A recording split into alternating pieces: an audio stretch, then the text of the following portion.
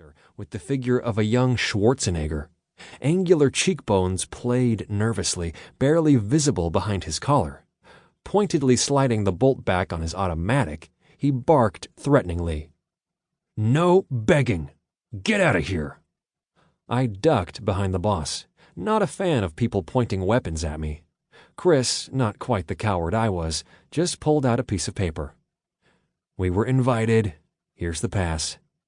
Another fighter stepped out of the checkpoint, that one a copy of the first. Just as powerfully built, he was rough-looking and dangerous. He leveled his gun at us and signaled to his partner, who only then stepped over to Chris. They don't play around.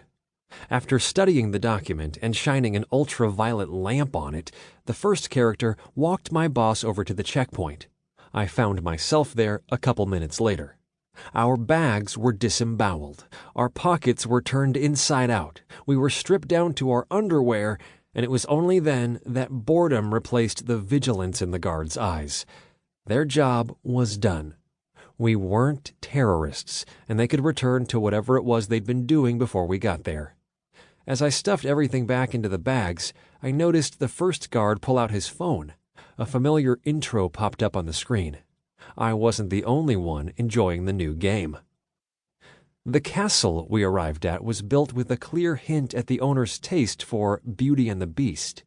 The two structures weren't similar. It was that the master, having lost his true love, built himself a tower, locked himself up inside like the beast, and got to work waiting for his beloved beauty. Judging by the merry laughter coming from around one of the pools, there were quite a few beauties there auditioning for the role. The owner himself was a homely weed in the surrounding flower bed, short, pudgy, and bald with sagging cheeks. When he saw us, he waved a fat hand welcomingly. A butler showed up instantly beside us to bow to Chris. "The master asked me to help you freshen up. Come with me." Then he turned to me. "I don't have any instructions for you. Margot, please take our guest to the summer veranda and make sure he washes up. Scrub the path, too. We wouldn't want anyone getting dirty." That last thing he said was a reference to the trail my wet pants were leaving behind them. I squirmed under the butler's gaze. It was like he was looking at empty space. "Mark, can you get the drone ready?" Chris looked at me inquiringly. That was something he usually took care of, but we were running out of time before the event. "I've seen you do it 100 times, I replied frankly. "Great. Get yourself ready and take care of that, and hurry." "On it." I sounded better than I felt. It was one thing to launch a toy. It was quite another to be responsible for a piece of professional equipment worth north of $10,000. The girl with the beautiful foreign name of Margot coupled it with a clearly provincial nose spattered with freckles.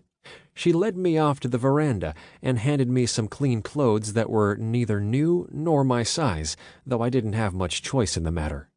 After washing up, I got to work on the drone. 4 blades hummed rhythmically as the unit soared into the sky. The weather vane on the roof of the villa twitched from side to side, but that didn't worry me.